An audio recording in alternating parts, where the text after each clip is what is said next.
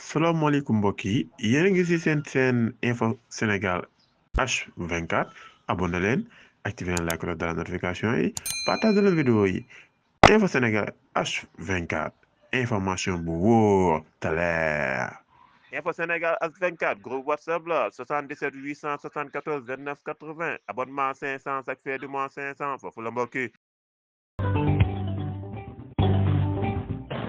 alors ñu egsi ci suñu gan merci beaucoup tey Salah bokk ci ñi ñu gunge ci matinal bi suñu gan tey Abdou Mbow la nekk député porte-parole adjoint bu APR honorable ñu ngi lay nuyu di la ziar di la dalal jàmm. jërëjëf soxna si maa ngi lay fay bu baax di nuyu ñi ma bokkal plateau bi yëpp. nuyu suñu grand Malick Chérif ak Cheikh Diane. di nuyu aussi sénégalais ak sénégalais yi ñuy seetaan di ñaan yàlla lépp lu ñu fi waxtaanee yàlla na doon lu. njëriñu askan wi. incha allah di profité ci li nga xamante ni mooy weeru koor wi waaj a teru. pour ñaanal askan bi yëpp yàlla nañu ko dugg ci jàmm. génn ci jàmm. parce que koor gi defe naa ne ñun ñooy njëkkee waaye suñu mbokk chrétien yi aussi dinañ ñëw koor ak ñun pour wan rek ne suñu borom moom lu baax rek lay def yàlla na ñëpp am ci jàmm. amiin incha allah rabbi alors l' actualité sociale politique ak judiciaire loolu lépp dinañ ci waxtaan. Chérif ñu bàyyi la nga door. waaw Abdou ñu commencé ko ak votre collègue député mais aussi camarade de parti Farba Ngom.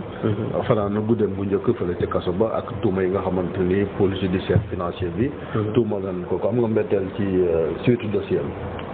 waaw jërëjëf awma ci mbetteel comme sénégalais yëpp amuñu ci mbetteel ndax Farba comme ni ko avocat am waxee démb tooñ nañ ko jaay ko doole yóbbu ko kaso te du lenn lu dul Ousmane Sonko muy le prince nga xamante ni tey lépp lu mu bëgg dañuy jéem a satisfaire ko moom moo ne woon añam maa ngi leen di assurer ne Farba Ngom dootul bokk ci élection tey ñu am lépp li ay levier ñu jël Farba Ngom koo xam ne musul nekk directeur général musul nekk ministre musul am marché état ñu jël ko jiiñ ko blanchiment d'argent boo xamante ni trésor public la jógee te man nag musuma gis état buy blanchir xaalis su fekkoon ne xaalis la boo xamante ni dañ ne ci drogue la jógee wala xaalis boo xam ne xamuñu fu mu jógee wala xaalis boo xamante ni dañ ne terrorisme wala leneen xaalis bu lëndëm parce que xaalis bu ñuy blanchir mooy xaalis bu ñuul mais xaalis boo xam ne trésor public la jógee ñu ne dañu koy day blanchir xaalis. beneen bi mooy. non s'il vous plaît beneen bi mooy. mais chef d'accusation y a pas que. non dama ne escroquerie deniers publics la ñu wax. waaw moom koo xam ne mosoo nekk directeur général mosoo nekk ministre balaa ñu laa wax peut-être mën nañu wax complicité. mais balaa ñu laa wax complicité nag dañuy xool. deuxième dossier bi la. waaw dëgg la wala non ñaar yëpp.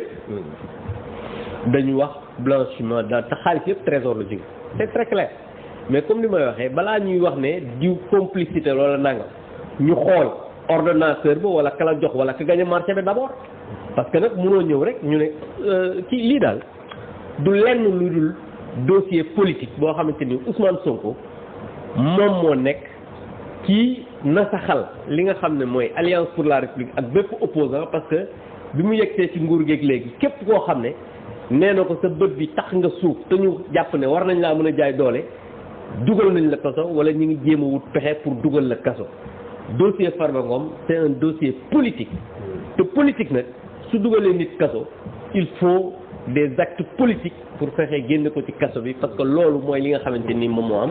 y a rien de mais juge yi nga xamee ni ñoo ko mandat de dépôt suite rapport synthèse bi ñu jot ñooñu tamit xanaa ñàkku ñu fulla ba ñëw wax leen jàppaleen ni kii rek ñu ñëw yóbbu ko te fekk basé wuñ ko ci ay fait yoo xamee ni ñoom ñoo ci teg seen bët te muy seen liggéey. yow yaa dégg Ousmane Sonko mu ne moom mooy premier ministre moom su waxee ministre de la justice jàppal diw day woo procureur mu jàpp diw yaa ko dégg. waaw loolu wax na ko. yow yaa dégg Ousmane Sonko mu dem Agnam mu ne Farba Ngom dootul maa ngi leen di assurer ne dootul bokk ci élection dégg nga ko wala déggoo ko. mais à côté de ça y a des faits aussi. bàyyi fee dama lay laaj ba pare dama ne loolu dégg nga ko wala déggoo ko. dégg nañ ko. waaye léegi ñu jàpp Farba Ngom démb tëj ci kaso bi. donc mais raisonnement boobu aussi c'est ça. dama ne xam nga yow da nga ne des faits présomption d'innocence amul.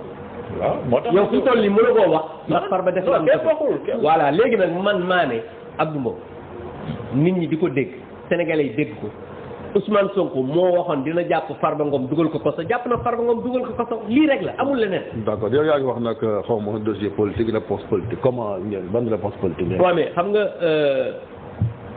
stratégie. soo ko dee def mënoo ñëw fii rek. wax li nga wax la preuve mooy d'abord sensibiliser sénégalais yi waxtaan ak ñoom wax leen li nga xamante ni moo am sensibiliser ñi nga xamante ni ay chancellerie lañ nekk ci réew mi sensibiliser li nga xam ne moom mooy les populations waxtaan ak ñoom sensibiliser li nga xamante ni ci ay levier lañ ñuy ay kilifa diine nekk ci réew mi parce que nag aussi ñun du ñu def politique comme ñoom ni ñu doon defee politique nekk ay wëñ sàcc yàq toj ak saaga ak xuppaat parce que Ousmane Sonko moom jàpp na ne politique saaga la xuppaate toj ak mortal combat. am ay avocat yu baax gënul aussi. ah mais déggoo li ma la wax xam nga. comme mbirum justice la. gisoo képp kuy avocat bu baax dégg nga ko dem maître Doudou ak ñi mu àndal gis nga leen ñooñu. ndax man le combat est pas judiciaire d'abord. non mais loolu.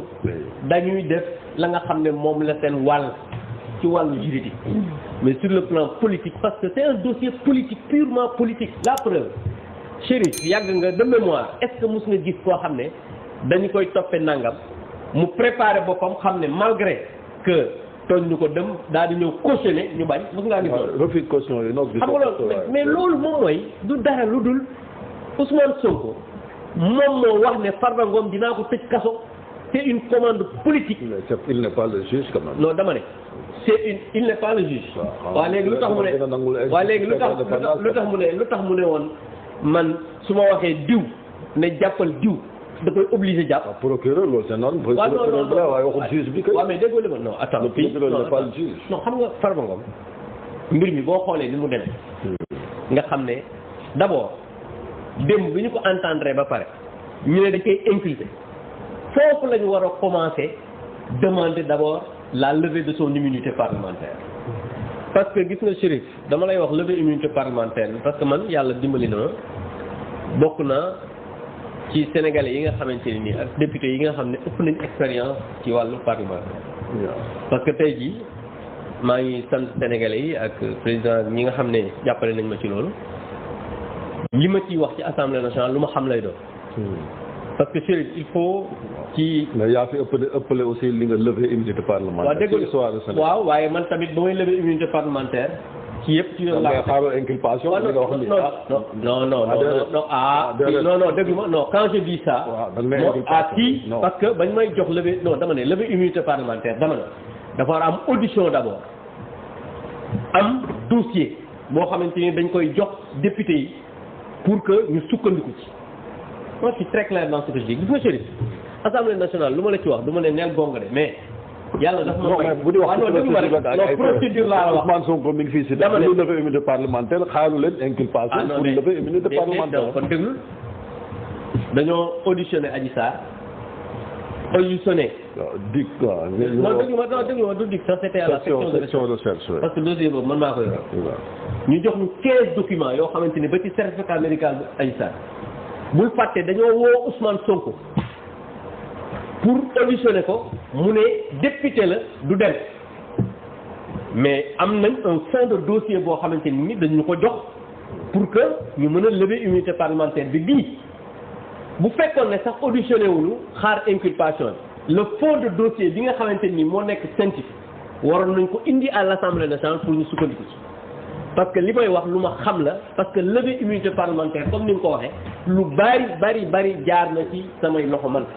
en tant que président de la commission des lois parce que Assemblée nationale yàlla jàppale na ma nekk na secrétaire élu président commission des lois président commission affaires étrangères troisième vice-président premier vice-président ba président groupe parlementaire de majorité am na expérience boo xamante ni qui m'a permis lépp loo xam ne war naa député war na ko def naa ko biir Assemblée nationale. Donc pour dire simplement que aujourd'hui procédure boobu d'abord la ñu vicier parce que booy lever immunité parlementaire dafa war a am un dossier boo xamante ni ci la commission ad hoc bi di sukkandiku pour ses intimes convictions ñu daal di proposer à la plénière la levée de l'immunité parlementaire. C'est pourquoi boo xoolee par exemple le rapport qu'on a produit à la plénière pour la levée de l'immunité parlementaire, le rapport était vide parce que aucun document à part des lettres de transmission n'a été donné à la commission des lois ba mu jox ko commission ad hoc bi ñu créé. Donc pour dire simplement que foofu la ñu commencé d'abord jaay doole Farba Ngom ñu ne nañu dem ba ci biir ñu ñëw. waaw bi nawet bi ci biir nag juge bi rectifié na moo tax bi ñu ko njëkkee convoqué ñu jox ko dossier bu may ko 15 jours. mais dama ne juge bi mënul rectifier loo xam ne pouvoir législatif moom moo ko war loolu c'est une violation flagrante de la loi parce que ñoom ci loolu la ñu def parce que Assemblée nationale moom ba ñu fa nekkee ba léegi ci ay njombe rek la ñuy def parce que boo seetloo même Thierno Alassane Sall bi mu déposé sa proposition de loi le président de l'Assemblée nationale devrait à la séance qui a suivi toog daan ne recevoir na une proposition de loi venant d'un député. Il ne l'a pas fait parce que boobu ñoom déposé wuñu woon et je dis ici que Amadou Ba c'est après coup maanaam bi Thierno Alassane déposé ba pare ñu jaaxle. glissement mais c'est important parce que c'est des procédures importantes par rapport au fonctionnement d'un pays parce que gis nga réew su fekkee dañu dem ba commencer vicier toutes les procédures dérives yi bu amee du jaaxal kenn parce que tout est lié parce que c'est un État qui est en train de faire des violations flagrantes de toutes les lois et règlements de ce pays-là parce que dafa mel ni Sénégal ñoom boo leen dégg ñu wax Sénégal démb la commencé exister et que ñoom c'est des métiers yoo xamante ni dañuy ñëw. honorable parlons de maanaam li nga xam ne tey moom moo waral coow li yëpp mooy Sénégalais yu bëri dañu xaw a scandalisé wu dañu sax scandalisé wu ci ni nga xam ne noonu la ñu jàpp ni noonu ngeen yore woon yéen alalu réew mi ba ñu bëri jàpp ni caxatee am na ci jël alalu réew mi ci anam yu dëppoowul ak yoon am na ci loolu tey moom mooy coow li ba démb fi nga toog fi la Mimi Touré toog wax ni moom dafa elle est estomaquée par li nga xam ne moom la gis dafa mel ni ci jamono Macky Sall dafa amoon ñaari gouvernement bu nga xam ne mooy liggéey ak bu nga xam ne moom mooy toog dina sa ko noo ci ni ñuy jëlee alalu réew mais xam nga aussi Mimi Touré dañoo am passé commun mu doon sama jigéen su ma respecté mais jàpp naa ne te loolu man taxaw nañ man ak moom ma wax ko sama xalaat par rapport ak yi muy wax mais xam nga nit boo amee ak moom passé commun toog naan dafa mel ne dafa amoon ñaari gouvernement wax dëgg yàlla wax jooju ku ko dégg di nga xam ne wax la joo xamante ni doy na waar et man nekkuma nit koo xamante ni damay attaquer gratuitement les gens lépp lu may wax dama koy teg ci nit mais jàpp naa ne sama jigéen la am nañ passé commun war na mën a xoolaat déclaration yi muy def par rapport à cette question là parce que nit ku nekk xam nga exactement loo def ak loo def maintenant li nga xamante ni pour revenir à la gestion du pays Malick gis nga Ousmane Sonko moom dafa war a xam ne réew ay jooy yoru ko yow mënoo wax ba ñuy jox la réew. lu tax tuur non s'il vous plaît non mais parce que Ousmane Sonko nous on parle de gestion de détournement de deniers publics. parce que li koy ci réew mi lépp Ousmane Sonko ko def. Je vais vous donner un exemple précis Ousmane Sonko dafa yàpp ne moom doomu yàlla la moom moo war a lijjanti lépp li tax ma lay wax tout tourne autour de Ousmane Sonko xam nga tey jii service civique national dama lay jox exemple rek pour te montrer que détail am toll service civique national xam nga importance bi mu am mu nekkoon au ministère de la jeunesse importance bi tax ñuy jël un colonel de l'armée mu koy diriger Ousmane Sonko quand il est venu première mesure yi mu jël dafa jël service civique national yóbbu ko rattaché ko à la primature et malgré ce rattachement à la primature le service civique national ñu ngi toog ñoom depuis 10 mois kenn fayu leen damaa ko dégg dem mu naan lan moo tax jënduma ay nangam prime moom ay fonds politique am ak fonds politique bu président bi non dafa xaraam suñ ci jëloon rek fay xale service civique national pour montrer seulement que le niveau de détail dans lequel se situe Ousmane Sonko beneen bi mooy quand je dis tout tourne autour de Ousmane Sonko c'est Ousmane Sonko moom moo njëkk a wax ne dañu falsifier ay chiffres Ousmane Sonko moo njëkk a wax ne. dañuy dafa basé woon ci rapport. Abdou yaa ngi wax non attends man li ma la laaj le rapport de l'IGF. le rapport de l'IGF non ci financier. le rapport de l'IGF non je suis dans la gestion le rapport de l'IGF.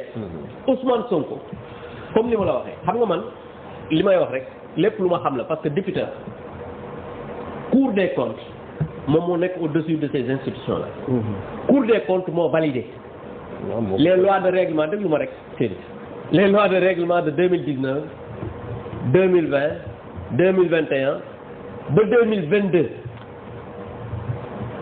et loi de règlement xam nga mooy lan mooy bu ñu voté budget ba pare ñu exécuter budget bi parce que dafay am loi de finance bu fekkee am na ay loi de finance rectificative ñu boole yooyu yépp après la gestion yóbbul gouvernement pare jox président mais bu ñu paree dañ koy jox cour des comptes xool comptes yi certifié ko te certification boobu nag date bi mi ngi ci parce que ñu bari dañu yaakaar ne certification boo xamante ne rek c'est non certification de toute la gestion lay doon maintenant bu ñu certifié loolu ñu doog a indi loi de règlement bi à l'Assemblée nationale mais loi de règlement bi ñu ko indee Assemblée nationale dañuy xaar maintenant le quitus de la Cour des comptes pour que ñu mën ko voter mais moom Cour des comptes mu joxe quitus 2019 ne lépp gongo joxe quitus 2020 ne lépp gongo joxe quitus 2021 ne lépp gongo joxe quitus 2022 ñu déposer la loi de règlement et quand ce nouveau régime là est arrivé bul fàtte ne ba ñuy def session extraordinaire bi premier ministre waroon na ñëw DPG bu njëkk ba dañu inscrire à l'ordre du jour la loi de règlement 2022 c'est au dernier moment qu'on l'a retiré pour ñu bañ a def cette DPG là non juste pour venir mais yow bu fekkee ne Cour des comptes dafa ñëwaat ñu ne ñoom ñu benn subterfuge ñu ne audit général la mais audit général c'est la somme des audits particuliers non attends non kii ni ñu koy waxati tey jii man soo audité 2019 fii TFM audité 2020 audité 2023 audité 2024 mais boo ñëwee nga ne da ngay audité 2019 ba 2024 da ngay boole audit yi nga audité mais yow yaa certifié la Cour des comptes ne audit yi baax na tey nga ñëw indi leneen loo xamante ni bokkul le président Macky Sall l'a dit hier c'est voilà c'est quelque chose de fallacieux parce que tey jii da nga naan Malick yow mi ma posé question ban Cour des comptes ngay gëm yow nga ne démb lépp gongo tey nga ñëw bëgg a indi loo xamante ni ça n'a absolument rien à voir avec ça et loolu bi mu amee le lendemain on a fait une conférence pour montrer que non seulement c'est un acte pour salir le régime du président Macky Sall mais aussi acte la boo xamante ni dañ ko posé pour montrer aux Sénégalais qu'ils sont incompétents qu'ils sont incapables non dégg nga Chérif man maay wax bàyyi non dégg nga non man maay non dégg nga li ngay wax noonu li may wax dama ne Ousmane Sonko et son régime sont incompétents mënuñu lijjanti problème Sénégalais te yow jafe-jafe yi nga wax ko ba ñàkk ko yow xam nga ne réew mi métti mais pourquoi remettre en question le travail de la Cour des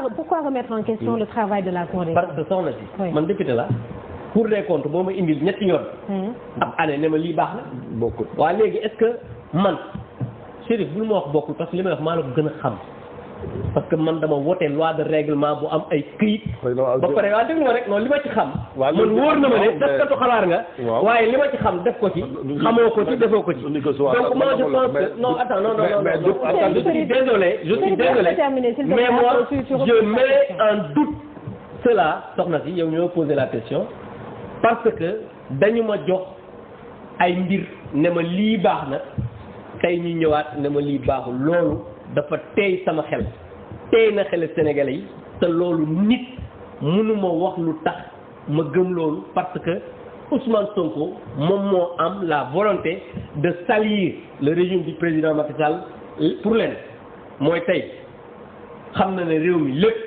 doxul étudiants yi ñi ngi ñaxtu front social bi dégg nga démb wax ji ñu fa wax bien que ñu ci bari vous avez même entendu les étudiants dire simplement que bi ñu ñëwee ñoom la veille lañ leen yëkkal xale ba wax nee na moom mënul wax au nom de tous les étudiants parce que étudiants yi dañ leen war a jox cër et j'ai entendu Ousmane Sonko bi muy tontu daan ne étudiant bi mi ngi kaas waaye kenn musul invité étudiant soxna si da nga fàtte ne président Macky Sall foo fàtte ne sax parce que moom fàttewul dara parce que moom xam nga comme lu mu wax du dëgg président Macky Sall moom kese ci président moo fi mos a invité tous les étudiants au palais tous les étudiants je dis bien au palais. ndax ne format bi. non non non format boobu ñu ko amee loolu la wax. xam nga Chérif bu fekkee non non duma avocat kenn non dama non il pose des questions. c'est pas vrai c'est pas qu'il a dit il a dit que format bi non dama il a dit que non dama daf ne en ce qui concerne l'étudiant. waaw daf ne format bi dana daje mi format bi ñu ko defee ñu ngi koy defee noonu la wax. waxuma format bi dama ne moom moo ne étudiants yi kenn mosu leen a invité ci yu mel nii et le président Macky Sall moom premier ministre la. C'est le président Macky Sall qui avait invité tous les étudiants au palais pour que ñu waxtaan lan mooy la vie universitaire loolu Chérif mënoo ko dindi bu fekkee ne. format bi la waaw loolu. li ma laaj c'est simple Abdou li ma laaj c'est simple. coow li mooy mbirum détournement de deniers publics yorin bi am na ñu nga xam ne jàpp nañ ni dañoo jaawale seen poste ak poosu askan bi loolu am na wala amul. parce que loolu lañ leen di tuumaal ni da ngeen am nañu sàcc xaalis. képp koo xam ne da ngaa sàcc alal réew nañ la jàpp tëj xam nga man du ma juge du ma procureur du ma des fois mën naa gis ne diw sàcc la mais loolu sama xalaat laay demee mais Ousmane Sonko depuis 10 mois mi ngi wax ne nit ñi sàcc nañ alal réew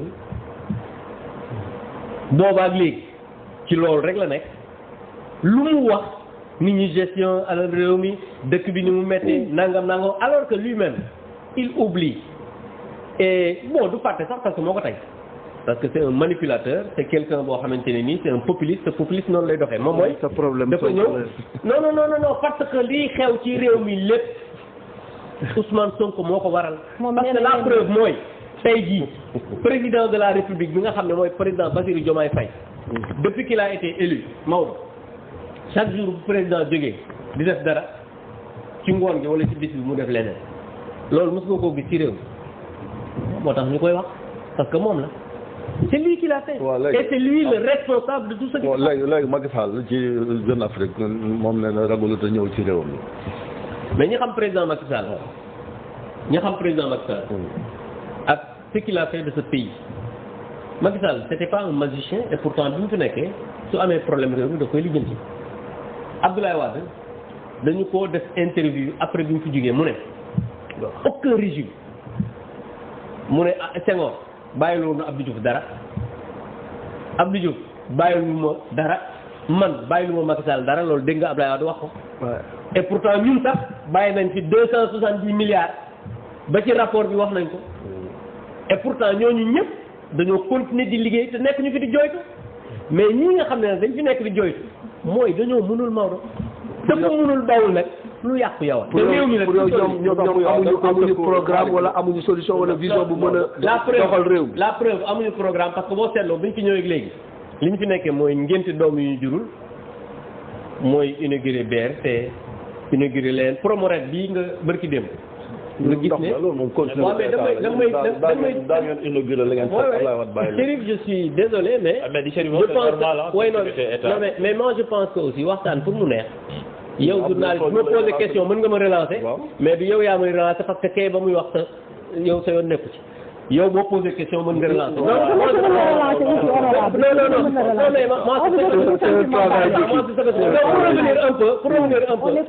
pour revenir à ce que je disais moom mooy moom ngénte doom yi ñu jurul wala ngénte doom ju baayam ngénte ba pare sax parce que vous avez vu la preuve barki démb ñuy muy Mouhamed musée Seydina Mouhamed sallallahu alayhi wa sallam démb loolu président inauguré na ko ba pare parce que président Macky Sall moo ko inauguré Macky Sall aussi da inauguré ay infrastructures yu parewul.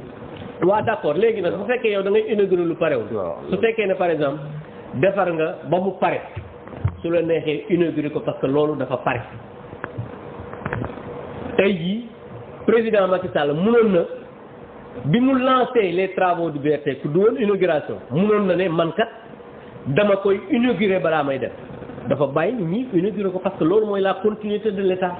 Maintenant aujourd'hui je pense que munoo yow yor réew avant nga koy yor nga ne li yàq Sénégal moom mooy fal nit naan nañ ko may état de grâce mu ne bu ngeen faletee nit son pied votre pied loolu Maodo yaa ko dégg léegi tey mu ñëw loolu bu mu koy wax yaa ngi doon dégg il était di haranguer les foules mais démb mu mel ne xarum yar kan moo gis réew moo xam ne dafa dañ ko lijjanti ci ñaari wala ñetti at loolu ça montre simplement leur incompétence et leur manque de vision pour gérer les problèmes. mais nee nañ d'ici 2027 nee nañu dinañu redresser ba mën a teguwaat ci raay. balaa 2027 yéen ñi di ngeen dee. voilà kon nag nañ ñaan yàlla dund kon loolu mooy wane simplement parce que non mais parce que je pense que quand même il faut qu'on soit sérieux gis nga réew xamadi xuppaate ak ñàkk xam-xam mënu koo développer gis nga suñu la joxee réew da ngay am mat goo xamante ni dina la permettre non seulement nga génne ay solution mais nga wax ak ñi nga xamante ne ni ñoom ñooy les partenaires socio-économiques. Aujourd'hui, je vous donne le cas de la diplomatie au Sénégal. Mais la diplomatie au Sénégal aujourd'hui est à terre. yow mus nga xalaat ne Sénégal dina am candidat au niveau de la BAD Côte d'Ivoire di ko jàppale bàyyi ko di jëm Mauritanie nga xamante ni Mauritanie du membre CEDEAO ak rapprochement bi nga xamante ni moom moo amoon diggante Côte d'Ivoire ak Sénégal mais lan la ñu def Côte d'Ivoire ci diggante bi.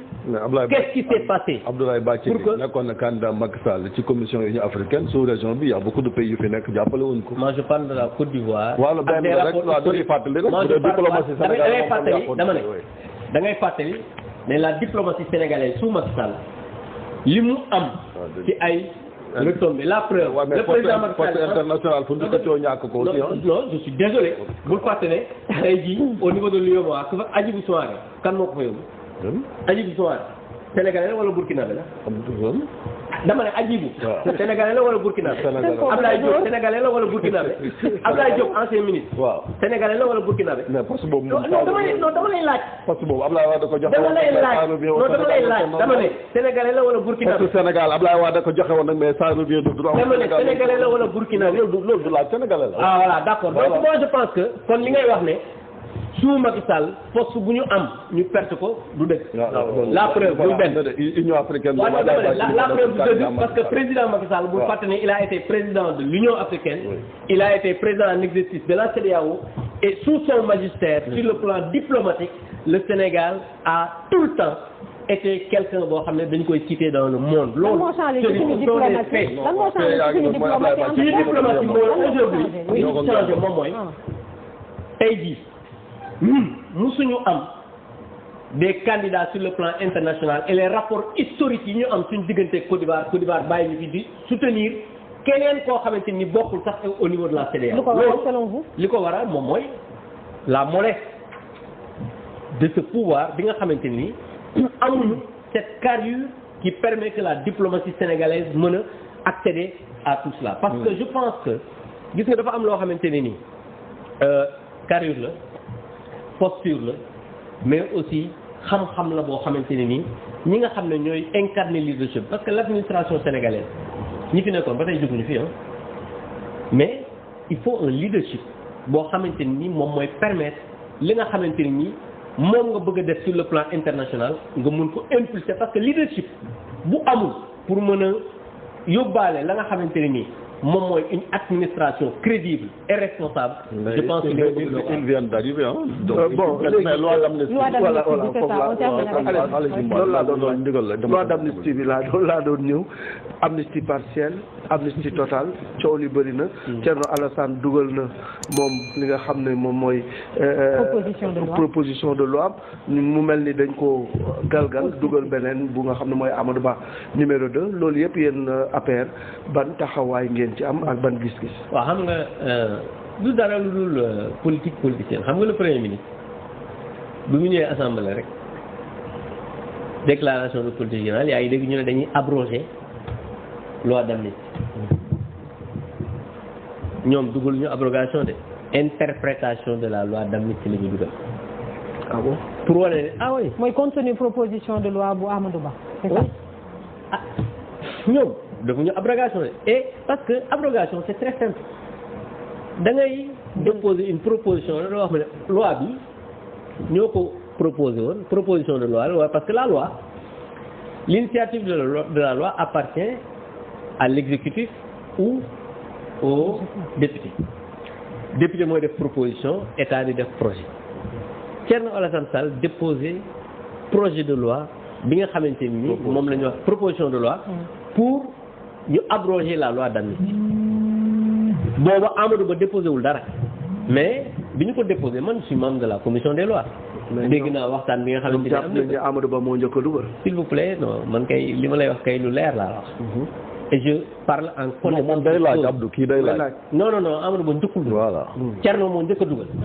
mais Thierno bi mu dugalee sax président assemblée nationale plénière bi stop bi mu ñëwee obligatoirement il doit informer l'assemblée du dépôt de la proposition de loi ce que le président de l'assemblée n'a pas fait parce que Thierno dafa déposer rek ñu jaaxle parce que gis naa après coow yi ci am ak débat yi ci am. man je suis membre de la commission des lois dégg naa ñoom ñi ñu doon wax jaaxle nag xool nan la ñuy def ci la ñu dem profito indi benn proposition de loi boo xamante ne nii c'est une loi pour interpréter la loi d'amnistie parce que tey jii ñoom ñun suñu bëgg a abroger la loi d'amnistie parce que la loi d'amnistie tey jii abrogation su amee mais ñi nga xamante ni dañoo jël alalu réew mi 5 milliards séddale leen ko ba pare nag ces brigands là yi doon sàcc alalu réew mi toj nañ ci sax ay télé RFM ay rajo kii ni ko ay oto yàq Auchan yi taal ay kër El Hadj Diouf taal ay kër Mahmoud Saleh rey ay nit ay xale fële à Yara ak mais loolu ba ko président de la République di proposer mais c'était pour que réew mi ñu mën a dajaloo parce que Mali réew dafay toll foo xamante ne dañuy soxla yëpp daal. non s'il vous plaît non je reprends mais attends mais on ne peut pas m'empêcher moi qui avait dirigé le groupe parlementaire à l'époque parce que loi d'amnistie bi abrogation il a fallu que mu am une loi d'amnistie pour que ñu mën a indi une abrogation donc je ne peux pas ne pas revenir sur ça donc pour dire simplement ça nous fait perdre du temps à un moment donné de l'histoire interprétation bi Amadou Ba dugal lu muy wund lan moo ci ne maintenant pour dire simplement bi ñuy woote cette loi d'amnistie dafa doonoon loo xamante ne nii Sénégal dafay toll jamono boo xamante ne nii dañuy bëgg ni ñëpp dal looloo taxoon ñu proposer cette loi là. Maintenant pour revenir maintenant à cette question Amadou Ba bi mu déposé c'est une loi d'interprétation de la loi d'amnistie et aujourd'hui su fekkee dañuy ñëw def kumba am day booy abroger da ngay abroger lépp parce que la loi d'amnistie c'est cette loi d'amnistie qui a permis au président Diomaye Faye ak Ousmane Sonko ak ñeneen ñi nga xam ne ñi ngi nekk ay gouvernement ay DG génn ci kaso bi léegi yow nga ne da ngay def une interprétation def sélection bi la neex fekk jël nga suñu alalu réew mi jox ko ay nit ñoo xamante ne nii jël nga leen parce que j'ai dit à Ousmane Sonko bi mu ñëwee à l'Assemblée nationale en DPG sama kanam ak yow ma ne ko je suis au courant que vous êtes sous le coup de la menace des voyous que vous aviez engagés mu xool ma xool ko ma wax ko loolu ma ne ko man yëg naa loolu nga bëgg a jël alalu réew mi jox leen ba fii may wax ak yow ba sànq ba fii ñuy waxtaane tontu wu ci parce que moom xam na man xam naa li ci des nag mooy une interprétation de la loi d'amnistie loolu Maodo yëfu caaxaan na et beneen bi mooy les arguments yi ñu joxe. prétexte bi. pour non conformité parce que dañ ne la loi dafa ne boo defee proposition de loi bu fekkee dafa am ay incidences financières da nga war a proposer fan lañ war a jëlee les recettes mais yow une loi d'amnistie boo xamante ni du loi économique du loi boo xamante ni dafay indi ay recettes dafay yokk ay recettes Maodo yow mi nga xamante ni doo juriste doo député yow foofu ban recette moo ci yokk une loi d'amnistie boo xamante dañ koy abroger loolu c'est des arguments fallacieux gis nga man nekkoon naa membre du bureau de l'Assemblée nationale voté naa ay projet de loi voté naa ay proposition de loi def naa proposition de loi bu jàll donc xam naa lan mooy loi gis nga le bureau de l'Assemblée nationale li ñu def amuñu fenn fondement juridique boo xamante ni teg nañ ko. mais est-ce que mu leen di regret Abdou le fait que yéen justement bokk leen ci bureau assemblée nationale parce que bureau bi opposition nekk fa ndax. Serigne yaa ñëw yàlla. ah je parle bureau bi. yow yaa ñëw yàlla ay Tall Sall bokk bureau conférence des présidents la mais bokk ci bureau bi. mais Serigne yaa ñëw yàlla.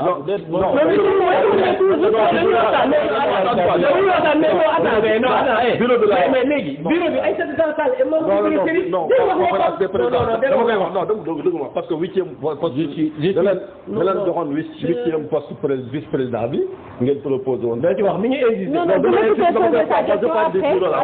man waxuma conférence des présidents dama ne bureau bi yéen bokku leen ci parce que da leen joxoon huitième poste vice président bi ngeen woon fan la ngeen fay def ñu ne jigéen ngeen dafa def ba ñàkk ko est-ce que loolu aussi.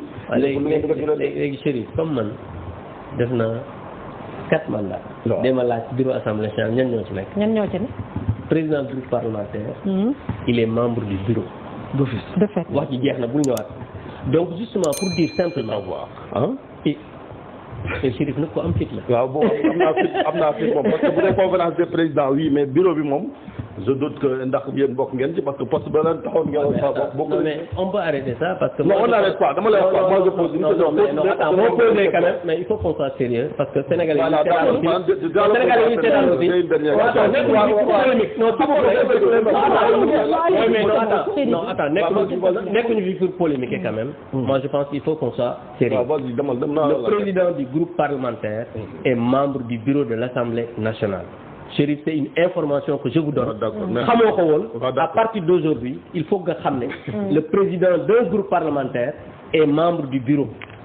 Ayib Daffé est membre du bureau. C'est de fait. La conférence des présidents moom mooy ñi nga xam ne ñoom la ñuy wooyee président maanaam le président les 8 vice-présidents ak les présidents de groupe parlementaire secrétaire élu yi ñoo ci bokkul ak le représentant des non-inscrits ak les présidents de commission. D'accord. Le bureau de l'Assemblée nationale est composé du président, des 8 vice-présidents, des 6 secrétaires élus, des 2 questeurs ak des présidents de groupe parlementaire. loolu loo xam la. ñooñu ñooy membre bureau Assemblée nationale. donc Chérif sama xarit la donc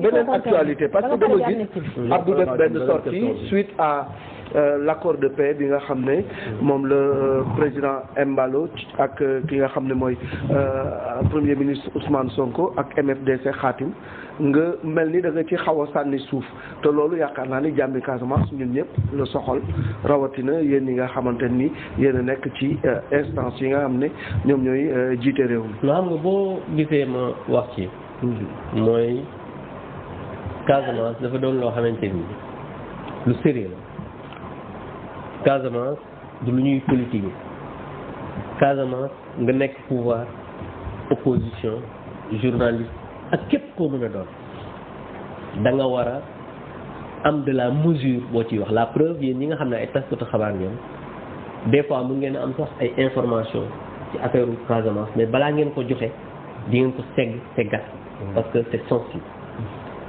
et moo tax c'est la première fois nga gis un premier ministre mu génn à l'étranger te pourtant conflit Casamance depuis 1981 dem sous les caméras wax ne accord la ñu signé ak li nga xamante ni mooy MFDC pour revenir à la paix. da ko war a siiwal. loolu ma ne ci sama bataaxal. Casamance du lu ñuy politiquer. waaw loolu lan politique moo ci nekk am. d'abord li ci nekk mooy. ban politique moo ci nekk. li ci nekk mooy dafa suivi la accord boo xam ne. on l'avait signé en 2022. waaw l'état est une loolu non li ci nekk mooy. jàpp naa ne suivi boo xamante ni ci accord boo xam ne depuis 2022 yow nga jóg jël suñu avion présidentiel am sa gàngoor yóbbu say journaliste dem Guinée-Bissau naan maa ngi signé accord boo xamante ni c'est juste benn suivi protocole d'accord bu ñu amoon boo xam ne yembagul je pense que loolu mën naa parce que la paix elle est fragile. Il faudrait de manière positive ñu dégg exactement li ma wax parce que boo liiree man bataaxal bi ma wax je l'ai interpellé en lui disant que bu fekkee ne par exemple accord la mais en tant que député aussi comme moom devant les caméras la ko def ma ne ko nañu siiwal li nga xam ne mooy accord bi pour que sénégalais yi mën a am aussi dal boo xamante ni ça leur permettra ñu xam ne fii ak li nga xam ne waaw mais secret looy dem ci kanam tey waaw doon wax ko rek accord secret bi nga amee moom on s'écoute et on s'entend man j'ai interpellé le président dama ne ko na dal parce que mbiru Casamance du lu ñuy def ci politique du lu ñuy politiquer et loolu je maintiens ce que j'ai dit parce que la Casamance est une question sérieuse, c'est une question sensible, c'est une question qui intéresse tous les Sénégalais. Est-ce que tu as politisé finalement? Donc je pense simplement que le Premier ministre am na loo xam ne su ko ci defee je l'ai interpellé en tant que député, en tant que responsable, en tant que koo xamante ni am na ay responsabilités yu am solo dans ce pays xam exactement lan mooy la paix en Casamance ak lan lay jëriñ. Merci beaucoup. lan moo tax non question d'actualité bi boobu lan moo tax teewu leen foo nii yow gisuma la woon la dernière fois quand le PM était à l'Assemblée. kan ci waaw dernièrement. loolu dama nekkoon ci liggéey boo xamante ne nii liggéeyu sama liggéey la. nee na da ngeen a daw. waaw mais xam nga Ousmane Sonko moom comme moom loolu moom mooy xam nga teesante xuloo ak xaste moom loolu la xam loolu la jàng te ñun wax dëgg yàlla nit koo xamante ne nii dañu laa jox réew da nga war a am de la mesure et de la retenue mais tagaw mel ne kuy wax ak ay xale naa waaye nit ñi dañoo daw pour la yow nous on avait une question même si on était là-bas on allait pas prendre la parole benn question la ñu amoon ki ko waroon posé na ko la preuve gis nga ko encore comme à son habitude muy wax yow da ngaa war a tontu ci nangam Ousmane Sonko mooy juge wala mooy procureur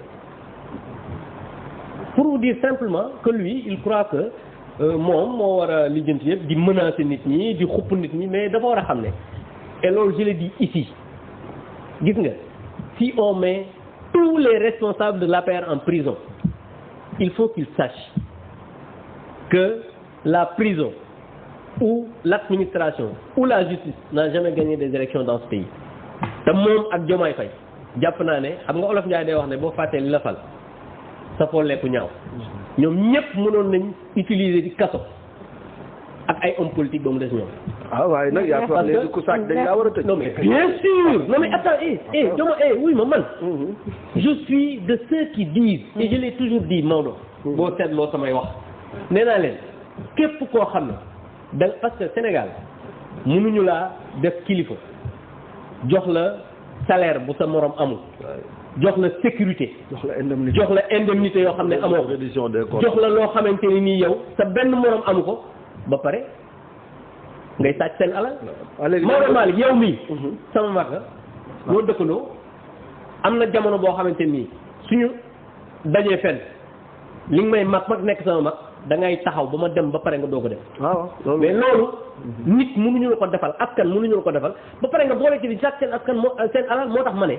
képp koo xam ne jàpp nañ firnde ne yow da ngaa sàcc alal réew da nga war a rendre compte. moi je suis merci beaucoup taxawoo Farba fi mu nekk nii. non mais comme jàpp nañ ko tëj nañ ko ci kaso bi ngeen ni réponse politique ngeen di indi ban réponse ngeen. mais comme ni ma la waxee xam nga la preuve d'abord depuis qu'on l'a accusé ñu ngi ci wetam. te gis nga aujourd'hui tout ce qu'on a fait pour l'accompagner et on continuera à l'accompagner et ñun suñu parti ak ñi nga xamante ni ñoo ànd ak ñun ñu ngi gisee ñu ngi waxtaan et on a nos stratégies pour le faire sortir de prison et Inch'Allah il va sortir de prison. Merci beaucoup honorable député Abdou Mbow dinañ tàggatoo léegi en attendant ñu dem xooli ji l'Observateur ak Record li ñu xëyee tey.